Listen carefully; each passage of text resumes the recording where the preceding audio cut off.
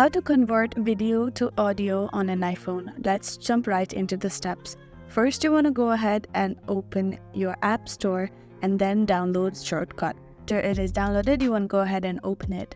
Now tap on the plus sign that is on the top right corner.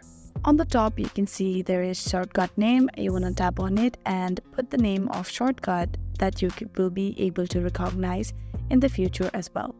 Then you want to tap on the settings that is on the top right corner again, and then you need to turn on the toggle button on show in share sheet. After that, you want to tap on done that is on the top right corner. Here you need to tap on the very first blue name after receive and clear all these that is on the top left corner. Tap on clear. After that, you need to turn on the toggle button for media only. Turn on the toggle button and then after that tap on done. Now tap on add action. And then in the search bar, you want to go ahead and type encode, and there is encode media. Tap on it. After that, this screen will appear, and here in encode, you want to tap on shortcut input, arrow button right beside it, and then turn on the toggle button for audio only. After that, once again, you need to tap on the search bar that is search for apps and actions. You need to go ahead and tap on it. Now here you need to search for save and tap on save files.